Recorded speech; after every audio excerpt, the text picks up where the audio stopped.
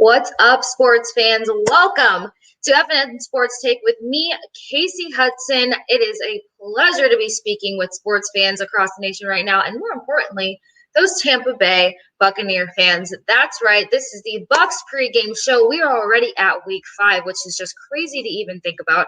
I swear we were just getting anticipated for the 2020 season, hoping that one would happen, not knowing how much of a season would happen. And then before you know it, we're on to week 5. Now, as you guys probably know, across the league, there's so much going on between injuries and the Titans struggling with their COVID outbreak. And for the most part, it has contained to those the Titans, Patriots, and now the Raiders are out there. So one of the biggest things that I want to ask you guys before we dive into all the Bucs chatter is, how much more of a season do you think we're actually going to have, for one?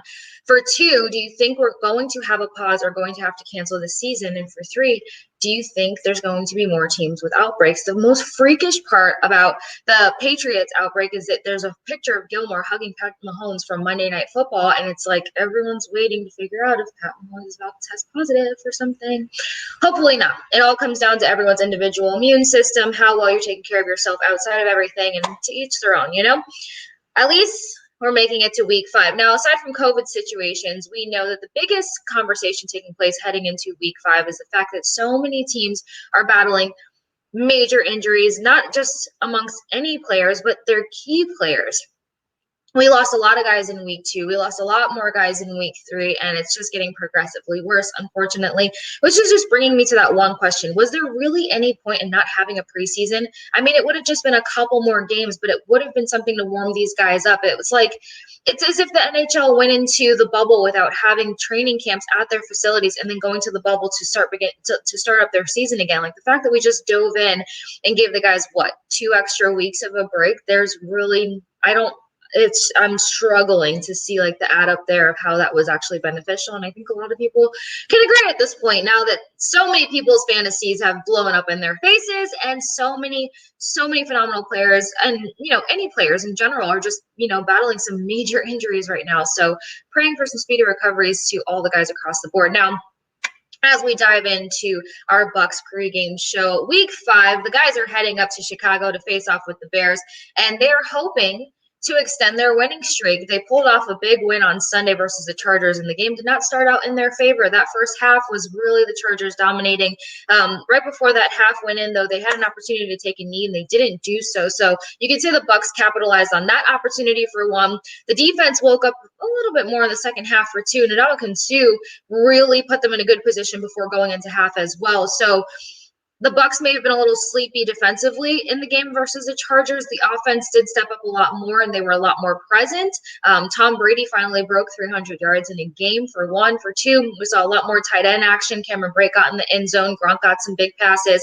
And we saw his opportunities out there between having a Mike Evans as well as having, Scotty Miller and stuff. So we're seeing a lot more progression in this offense. We're seeing a lot more chemistry being built. And more importantly, we're seeing a lot more of a run game, which is something that we were dying for last year. Ronald Jones is having, a heck of an improvement, not only as an individual player, but just in the system alone. And we even had Vaughn have his first breakout performance, to say the least, and get in the end zone as well. And there's a lot of opportunity there for Keyshawn Vaughn to, start grooming his presence on that team and on that offense.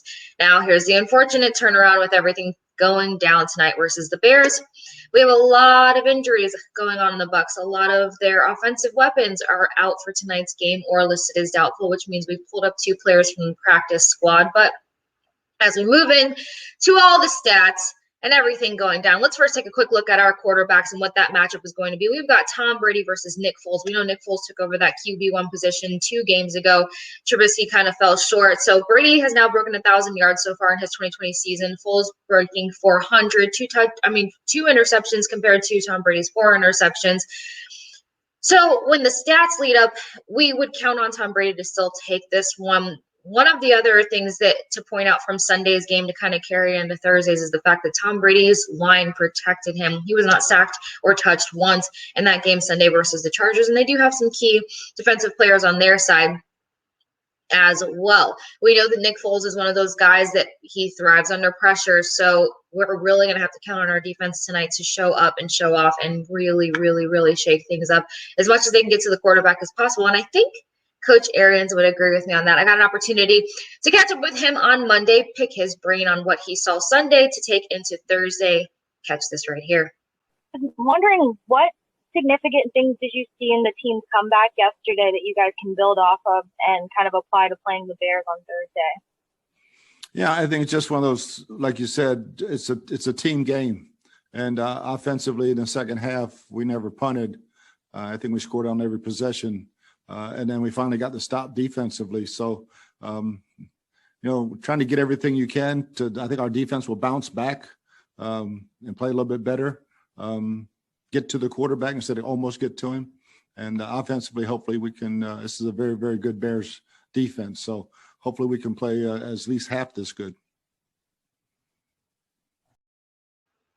Now, one of the biggest benefits there is that regardless of how silent I claim that the Bucs defense was on Sunday, and a lot of people would agree, we know that there's so much depth on that Bucs defense as well. And we know that this team has that next man up mentality on both sides of the ball. So with the depth that they carry on defense, as long as these guys are, feeling up to the task or able to just, shake that fog, wake all the way up, or just redeem themselves from Sunday, we should see a lot of dominance from that defense today. And they have a big opportunity to really carry this game for the Bucs tonight, regardless of what really goes down on offense. If they can shake up Nick Foles, then we have a huge opportunity there. Now, the biggest thing we're going to be looking out for on terms of the offense is Khalil Mack. He was listed as doubtful, and he was going through some injury stuff himself, but I think he is good to go for tonight's game. So if he is out there feeling good and healthy, he is one of those dominant forces on the Bears that likes to shake things up, and he likes to get his hands on quarterbacks. So our O-line needs to continue to show up tonight, protect Tom Brady. Tom Brady needs to make sure that he is firing on all cylinders, connecting with his wide receivers as well as his running backs and tight ends. I would not doubt that we see a bigger tight end presence in tonight's game, which takes me into my Case's prediction for the final score.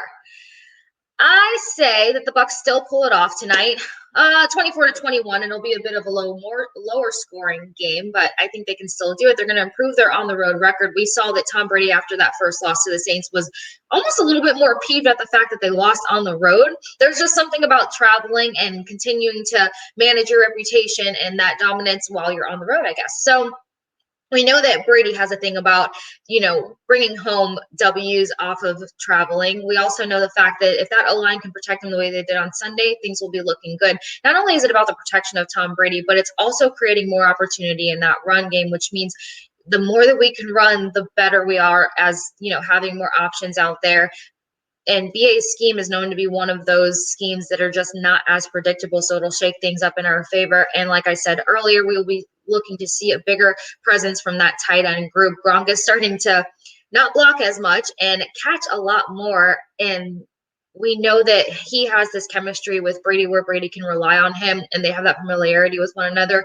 I think he's gotten out of his 1 year off funk. Not that it was a funk, but whatever was reserving him from having as much receptions versus just being a blocking tight end, we're seeing that shaking up a little bit. And then Cameron Brate finally got some attention on Sunday, and I think he's going to start to get a lot more. Tanner Hudson's been pulled up from practice squad and signed on, and he had a really good preseason last year against the Browns. So I think given the opportunity, he's somebody that we can count on to make plays out there as well. And then we pulled up wide receiver Josh Pearson from practice squad just in case Mike Evans is not good to go tonight. He will be a game time decision, sorting through an ankle thing. But in one of his pressers the week before last, he said, what, at some point, I don't think any of us are functioning at 100%. So we know that he's one of those guys that's going to really fight to be out there for his team. But at some point, you have to ask yourself, are you going to make it worse, and do you need to sit this one out, or can you make an impact on your team without putting yourself out in the future? So fingers crossed to Mike Evans. Hopefully he'll be able to be out there to help out his team tonight. But I'm still taking the Bucs to pull off a victory, 24-21. Let me know your thoughts. So far in our fan poll, we have fans voting that the Bucs pull off a W, increasing their on-the-road victories and taking their record 4-1. Let us know you guys' thoughts. Comment below. Send us a DM on who you think is going to win tonight's game, what your game score prediction is, and We're just a couple hours away from kickoff at 8:20 tonight up in Chicago. That is a wrap for me today, guys. Once again, have an amazing time. Thank you for joining me at FNN Sports Take with Kasey Hudson. And you can catch our regular show tomorrow night at 8 p.m. right here. Good luck tonight, boys.